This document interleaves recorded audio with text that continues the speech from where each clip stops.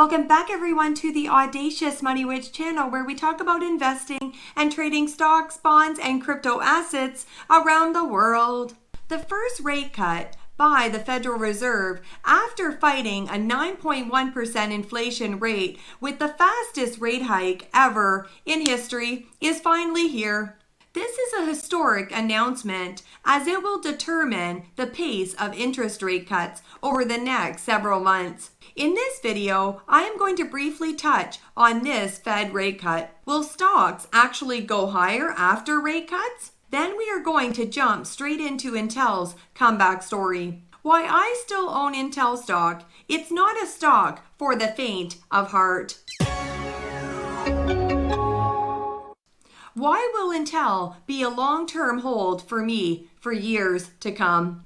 There is a concern that if the Fed cuts by 50 basis points, the stock market could take a significant hit, as investors would be worried that the Fed is cutting quicker than anticipated to prevent a recession. Right now, the bond market is pointing towards a 50 basis point cut because 1 month T-bill yield has dropped to 4.8% and 3-month yield has dropped to 4.75%. The Federal Reserve is in the hot seat right now, and all eyes will be on the Fed in the investment world. Worldwide, Intel represents the old American dream in the 90s. Every gamer dreams of having an Intel Core i7 with NVIDIA GeForce RTX to play games on their laptop. I bought Intel not because I like the CEO. In fact, I would prefer a better management team. I own it for the brand. It means something to a lot of people and companies. Namely its strategic partnership with Amazon's AWS. Did you know AWS and Intel have a more than 18-year relationship dedicated to helping deploy their mission in the cloud? Currently, Intel remains a CapEx heavy, free cash flow negative business with a lot to prove.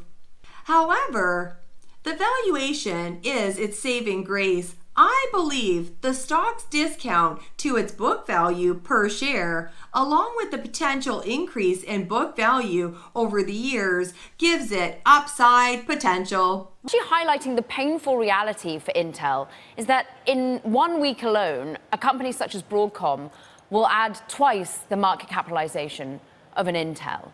The main reasons that Intel stock is seeing momentum are the new funding it received and the AWS deal, but we'll go over all the recent developments as they're also relevant. First, Intel surged 6.4% on September 16th after news that it will receive up to $3 billion in direct U.S. government funding under the CHIPS and Science Act for the Secure Enclave program to manufacture chips for the military.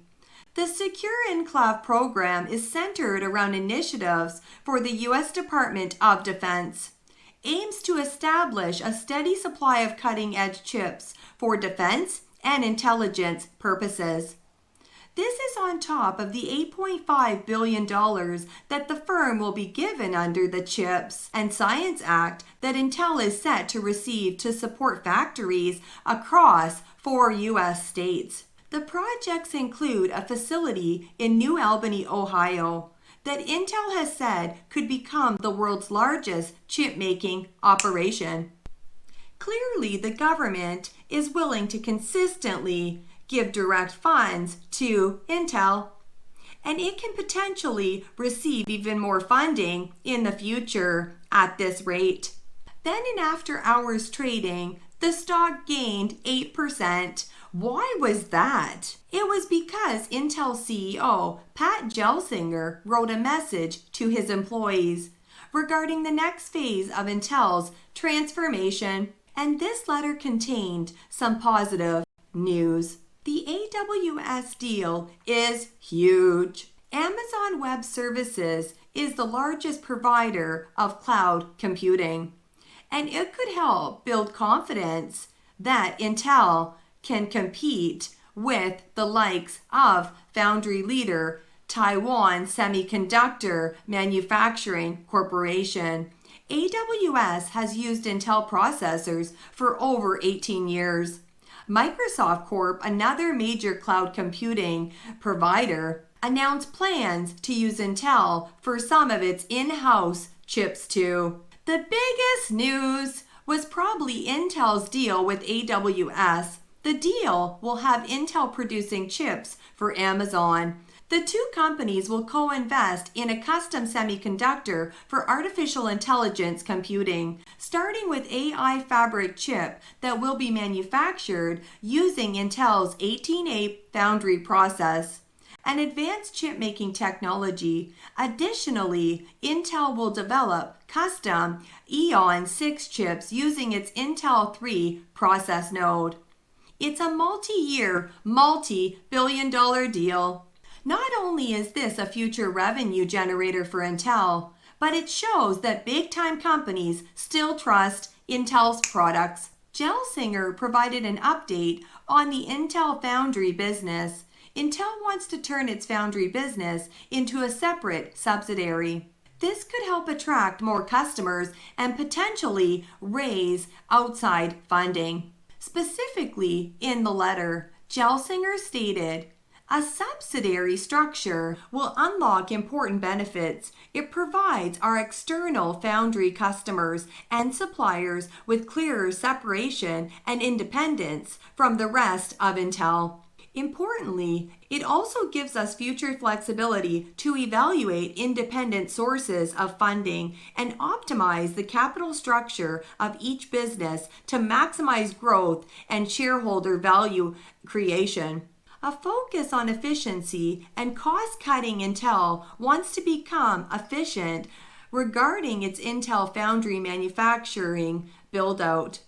Part of these plans include a 2-year pause in its projects in Poland and Germany based on anticipated market demand, while strategically pushing forward in key areas like Arizona, New Mexico, Oregon, and Ohio in the US and Malaysia. The move to separate Intel's foundry operation from the rest of the company is aimed in part at convincing prospective customers, some of whom compete with Intel, that they are dealing with an independent supplier. In Malaysia, Intel wants to create an advanced packaging factory, but the company will be sure to align the startup with market conditions and increased utilization of our existing capacity. Regarding other cost-cutting plans, Intel will be laying off 15,000 employees and scaling back 2/3 of its real estate by the end of this year. Plans to sell Altera. Intel owns Altera, a programmable logic device company that it acquired in 2015 for $16.7 billion. It plans to sell part of its stake and prepare the company for an IPO. This would help Intel raise cash, especially if there's hype around the IPO. So I believe it's a positive. The thing is, if you're going to buy a stock that's at a discount to its book value, you have to see if that book value has been declining or is expected to decline in order to avoid a value trap. Notably, Intel's equity per share has been increasing over the years. For instance, in Q2 of 2020, its book value was at 19.28, meaning that it has grown at a 4-year CAGR of 8.73%. This figure has actually grown every year since at least 2014, and it even increased by an impressive 11.7% from Q2 of 2023 to Q2 of 2024. How Intel's book value per share can keep rising, I see this trend continuing for a few reasons. David Zinsner, Intel CFO, he stated the following during Intel's Q2 2024 earnings call. In 2025, with OPEX of approximately $17.5 billion and net CAPEX of $12 billion to $14 billion, we expect to achieve positive adjusted free cash flow. The suspension of the dividend, initial Altera capitalization, and positive adjusted free cash flow should significantly improve our liquidity in 2025 and position us to begin the process of meaningfully decreasing our leverage.